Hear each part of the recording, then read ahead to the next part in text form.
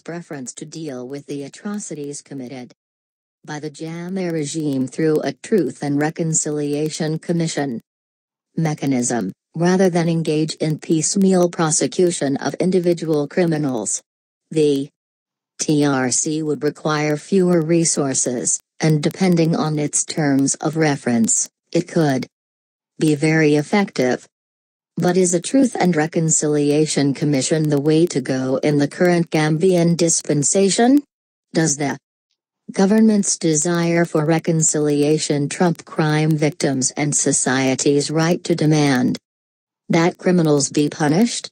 In the Gambian context, is there truly a risk that the society will disintegrate once the government starts punishing certain criminals through the regular courts?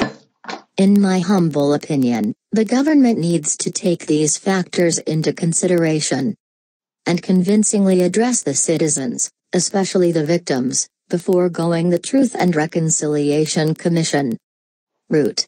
I respectfully urge our government to make a strong case to the Gambian people. If it wants to go against international norms as articulated under the Rome Statute, and advocate for the non-prosecution of certain crimes, such as the massacre of our children on April 10 and 11, 2000. Yes, it could be argued that Truth and Reconciliation Commissions were effectively used in South Africa and elsewhere. But those countries had unique circumstances that invited the use of Truth and Reconciliation Commissions. If you have a legal system that is in tatters, due to war for example, or a repugnant system like apartheid, it makes sense to bypass the courts and set up commissions to handle certain crimes or to prioritize reconciliation over prosecution. In the Gambia, the government needs to explain to the victims why it makes sense to not prosecute people who ordered the massacre of innocent and defenseless children, and not have senior government officials wine and dine with the criminals. How does it help assuage the victims and the larger society if criminals are celebrated in our society, or given a mere slap on the wrist for murdering defenseless children? Ordinary citizens deserve an explanation from the government if it wants to lower the bar and absolve murderers simply because they appear before a commission of inquiry. I, for one, will not want to be a proud member of a society that condones mass murder. And I have not heard a single victim of the Jammeh regime indicate a willingness to reconcile with criminals who have not been punished for their crimes.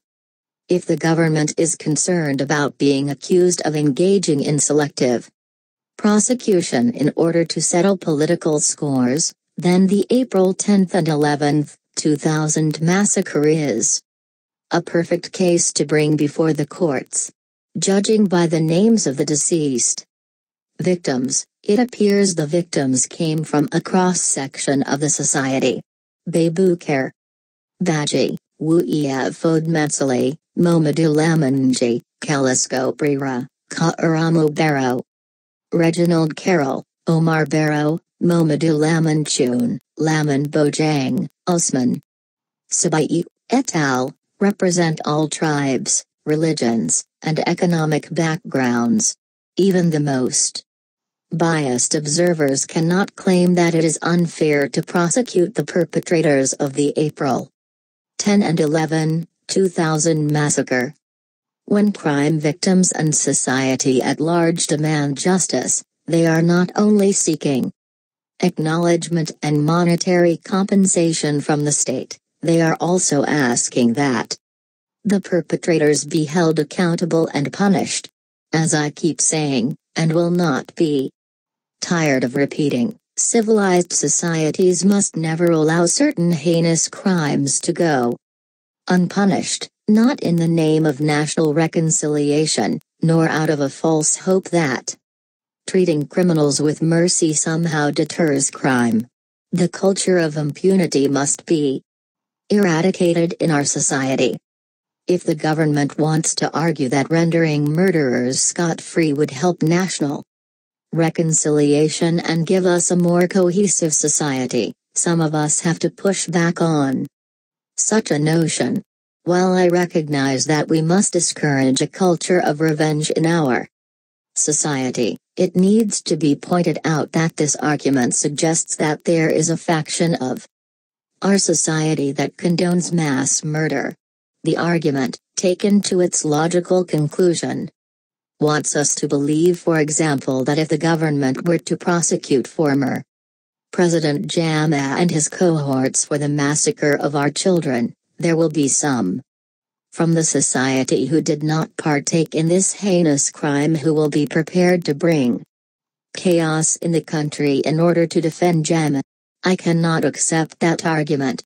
I believe we are from a civilized society, and the overwhelming majority of the citizens will never condone impunity for such a callous crime.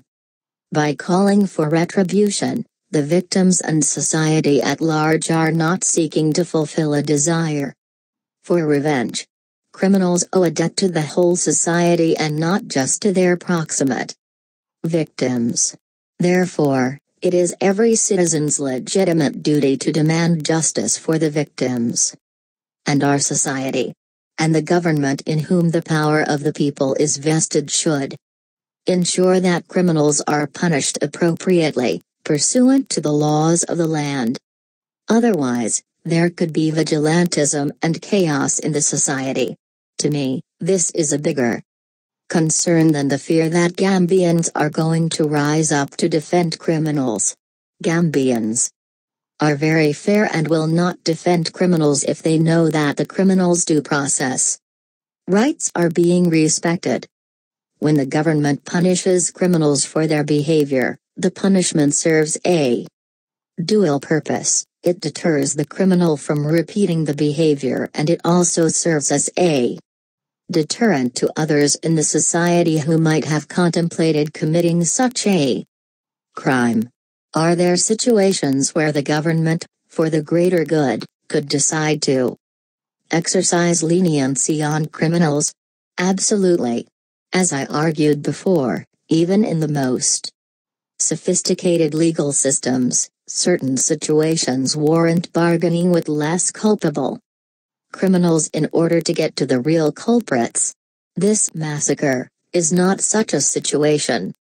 I think what the citizens will have a problem with is when commissions are used as a substitute for regular courts in order to avoid punishing criminals. That is exactly what Jammeh did when our children were gunned down in broad daylight on April 10 and 11, 2000, and he was roundly condemned by most Gambians. It pains me to even think that our current government is capable of taking the same route that Jammeh took. If our prosecutors feel overwhelmed, they should consider referring Jammeh to the ICC. But I have confidence that the current system can handle Jammeh and his cohorts. I also have confidence in the decency of the Gambian people. Gambians are not going to come out en masse and plunge the country into chaos because they want to defend murderers, who are not being railroaded through the regular courts.